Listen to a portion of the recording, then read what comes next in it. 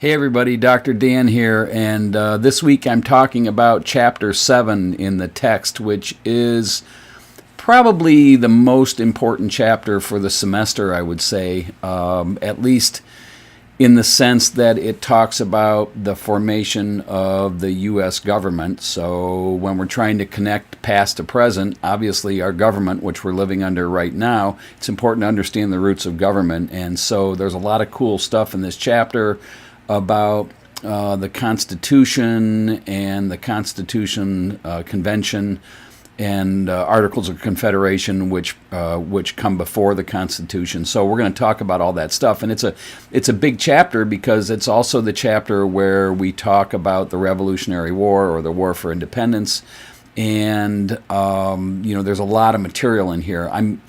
I'm going to break it down, and I'm going to kind of go out on a limb and say that the specific battles of the Revolutionary War are really not that important for us to remember. Now, if you're a history major or a history buff, you might really be into war and battles and, the specifics of Concord and Lexington and Bunker Hill and Washington Crossing the Delaware and all that stuff, and it's really interesting reading, so go ahead and read all that in the chapter. But at the same time, as far as what we take away from a history class, connecting the past to the present, I think is more important, and I think especially if you follow politics at all, or at least if you're an involved citizen who votes, it's important to understand the principles and the debates that were going on around the time of the formation of the Constitution, because those debates are still in place today. So that's kind of my frame up to this chapter, that the specific battles of the Revolutionary War really don't matter that much to me,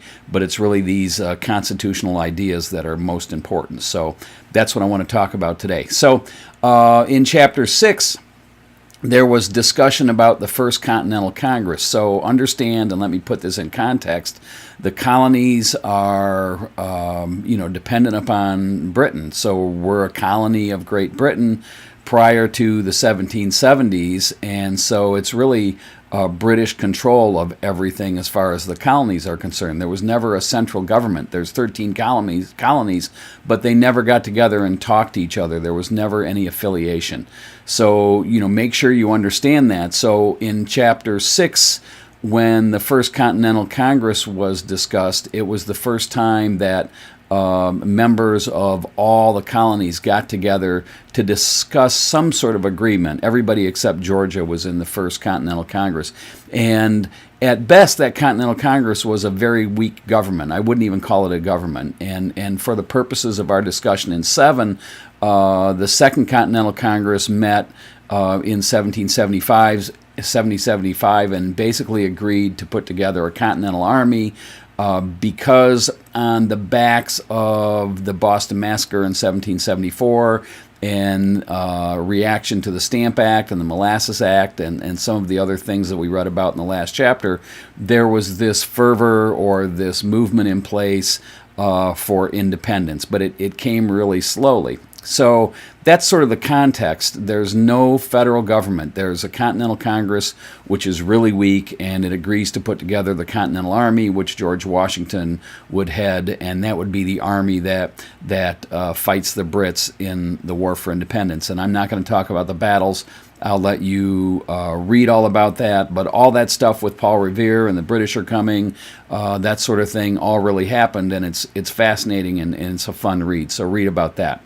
I want to jump forward to 1776 because in 1776, a Brit named Thomas Paine, who had been in the country for 2 years, wrote a pamphlet called Common Sense, which sold about 75,000 copies in the first few weeks, and it got a lot of people fired up. So what Paine talked about in Common Sense was this idea that the colonies should break free from Britain because the British system of government, which was based on monarchy and aristocrats, was outdated, and it wasn't democratic, and it wasn't very Lockean in the sense that the people had little say in government. It was all run by rich guys. And you can make that parallel today with our Senate, but I'm not going to get into that. So anyway, Tom Paine's pamphlet Common Sense is written and distributed in 1776, And this idea of the public sphere that was talked about, I think, in chapter 4 or 5, the public starts to come together around this idea of independence and this idea that the British monarchy is really not the form of government that the colonists should want. It's a very oppressive form of government. So that's what Paine says, and on the heels of Paine's pamphlet, of course, Thomas Jefferson, writes the Declaration of Independence, which is basically a declaration of war, and maybe we'll look at that in this week's assignment with all the demands or all the outrages that King George is foisting upon the colonists. So that's 1776's Declaration of Independence. We celebrate 1776, but it was not the formation of the federal government by any means. So, there wasn't a president in 1776. There was just a Declaration of Independence, which really was the beginning of the War for Independence, or at least part of it.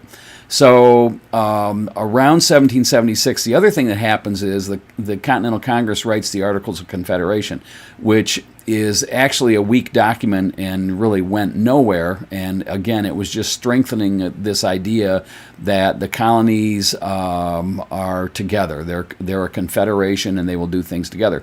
But it really wasn't worth anything as a government document because it did not create a federal government. There was no mechanisms to raise taxes or for the colonies to work together in any meaningful way.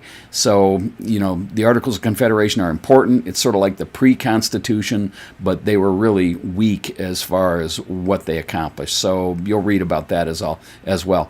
The biggest development, I think, that we should note between 1776 and 1780, which is all during the war, is this idea that all the colonies create state governments and state constitutions. Now, when I was in graduate school, this was a big deal, and the reason it's a big deal is because the state constitutions were in place before the U.S. Constitution because there wasn't a central U.S. government yet between 1776 and 1780.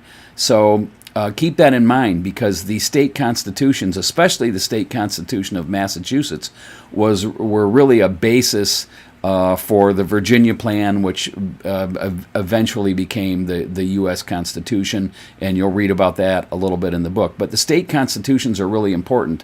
There was a book I read in graduate school by a German historian, actually, named Adams, who went through all the state constitutions and pointed out the similarities and how ideas in those state constitutions were put together to form the federal constitution. So make sure you know that, because it's important when you talk about a republic that the states have their own ideas about independence and independent laws and rules. And you see that still today. State constitutions vary from state to state. As you well know, there are different laws in various states. So keep that in mind.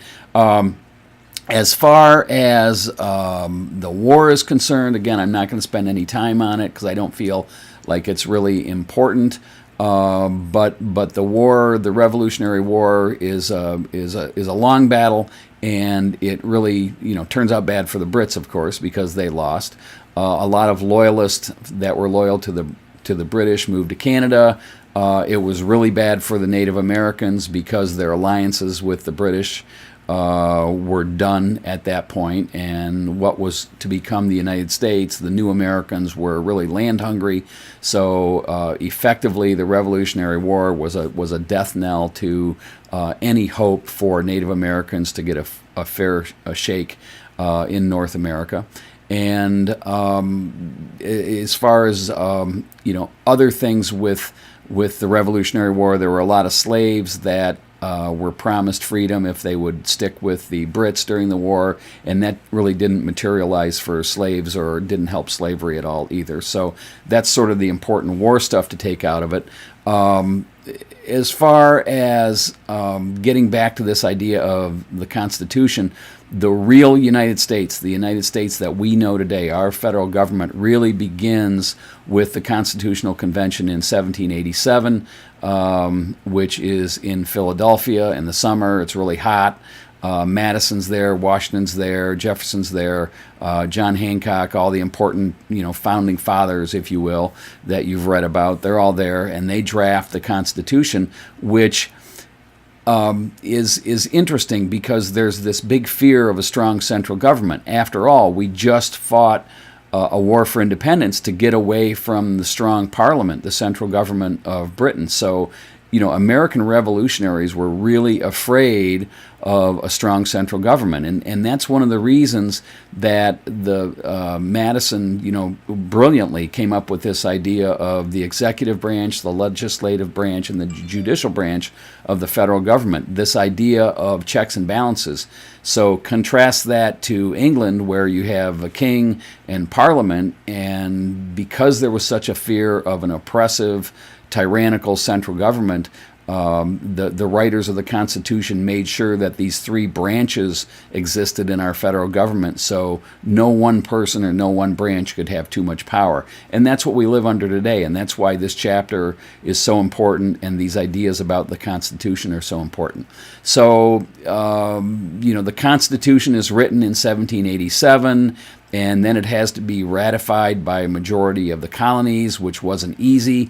And so what happens during this time is, you've probably heard of the Federalist Papers before, and the Federalist Papers are written by Madison and Hamilton and John Jay, and basically they are papers that are published in various news publications, various newspapers, anonymously, arguing for ratification of the Constitution. So Federalists are people who are for the Constitution, and Anti-Federalists are people who are not for the Constitution.